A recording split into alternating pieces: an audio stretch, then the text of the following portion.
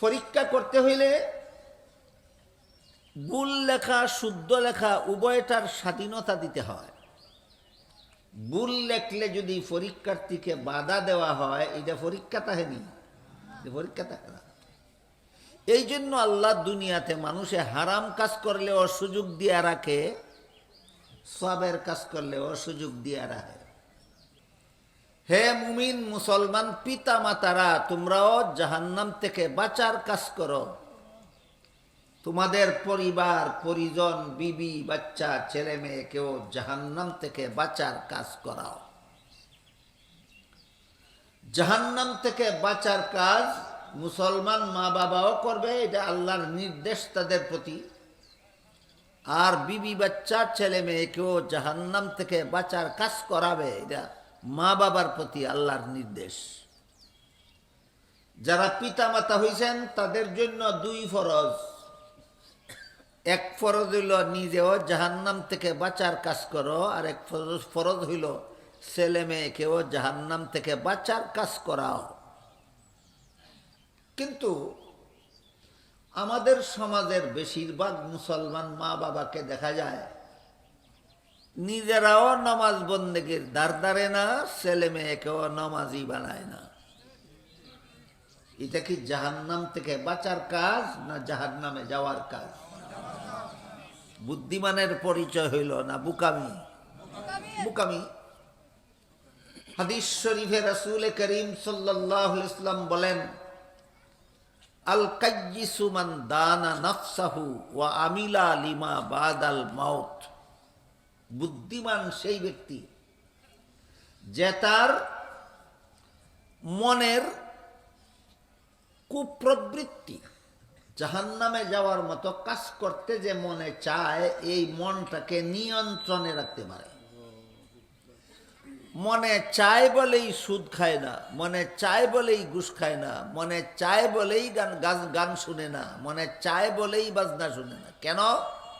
এই কাজগুলি করলে আমার জাহান্নামে যেতে হবে। মনে হাজারবার চাক, জাহান্নাম থেকে বাঁচতে হইলে মনের চাহিদাকে আমার নিয়ন্ত্রণে রাখতে হবে। তাই রাসূল বলেন, হারাম কাজ থেকে যেই ব্যক্তি নিজের মনের চাহিদাকে বারণ কইরা রাখতে পারে আর আখেরাতে জান্নাতে ঠিকানা বানাবার মতো কাজ করতে পারে, সেই ব্যক্তি বুদ্ধিমান। সেই ব্যক্তি বুদ্ধিমান। বর্তমান সমাজ ব্যবস্থাটা এমন যে যত বেশি বুকামি করতে পারে সে নিজেকে নিজে তত বড় বুদ্ধিমান মনে করে। ইচ্ছা মতো গুনার সাগরে হাবুডুবু খায় আর মনে করে আমার মতো বুদ্ধিমান আর কেউ নাই। আমি এত সব অপকর্ম কইরা চলছি, আমারে কেউ ধরতেও পারে না, বিচারও করতে পারে না। এরকম বুদ্ধিমান আসেনি সমাজ? আপনারা বলেন আমার কথা বুঝা থাকলে, এরা কি সত্যই বুদ্ধিমান না চরম বুকা? চরম বুকা। বুকার দলে রানীদের আরে বুদ্ধিমান মনে করে। শেষ বিচারের দিন হাসরের মাঠে দাঁড়াইলে পরিষ্কার হয়ে যাবে যেই কাজগুলিকে তুমি বুদ্ধিমত্তা মনে করতা সেইগুলি ছিল তোমার চরম বুকামি। এই জন্য আল্লাহ পাক রব্বুল আলামিন পরীক্ষার হলের ভিতরেও সতর্ক করে দিয়েছেন। দুনিয়াটা হইল পরীক্ষার হল, সমস্ত মানুষ হইল পরীক্ষার্থী, আর আল্লাহ নিজে হইলেন পরীক্ষক। এই তিনটা কথা মনে রাখবেন। দুনিয়াটাকে আল্লাহ সমস্ত মানুষের জন্য পরীক্ষার হল বানাইছেন। এখানে যত মানুষ আসে এরা হইল পরীক্ষার্থী। পরীক্ষা নিবেন কে? আল্লাহ।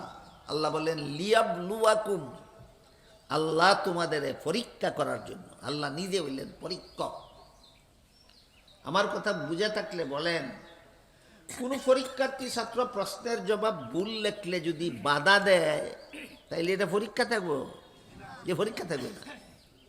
কাজেই পরীক্ষাকে পরীক্ষার পর্যায়ে রাখার জন্য এই ভুল লেখার স্বাধীনতা দিতে হয়, সুযোগ সুবিধা দিতে হয়।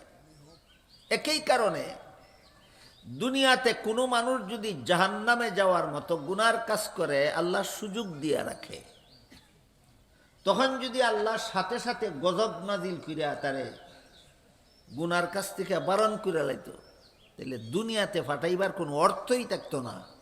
দুনিয়াটা মানুষের জন্য পরীক্ষার হল থাকতো না। আপনারা কি বুঝতে পারলেন? গুনার কাজের সুযোগ কেন আল্লাহ দিয়া রাখে? পরীক্ষা করার জন্য। গুনার কাজের সুযোগ কেন দিয়া রাখে? পরীক্ষা করার জন্য।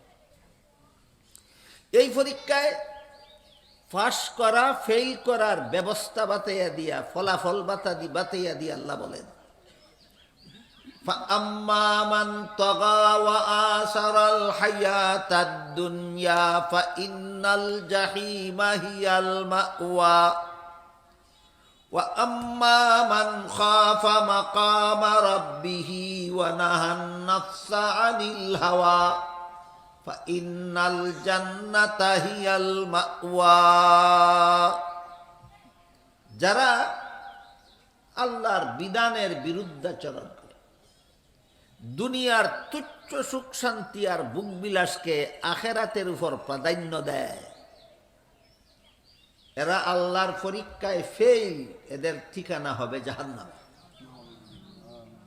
وَأَمَّا مَنْ خَافَ مَقَامَ رَبِّهِ وَنَهَى النَّفْسَ عَنِ الْهَوَى فَإِنَّ الْجَنَّةَ هِيَ الْمَأْوَى। আর যাদের মনে চায় গুনার কাজ কইরা বুক বিলাস করতে, কিন্তু জাহান্নামের ভয়ে মনটাকে গুনার আকর্ষণ থেকে চেষ্টা কইরা ফিরাইয়া রাখে, আল্লাহ বলেন এদের ঠিকানা হবে জান্নাতে। বলেন গুনার কাজ, গুনার সাগরে হাবুডুবু খাইলে আল্লাহর পরীক্ষায় পাস না ফেল, ঠিকানা হবে জাহান্নামে। আর কষ্ট কইরা গুনার আকর্ষণ থেকে মনকে ফিরাইয়া রাখলে আল্লাহর পরীক্ষায় ফেল না পাস, ঠিকানা হবে জান্নাতে।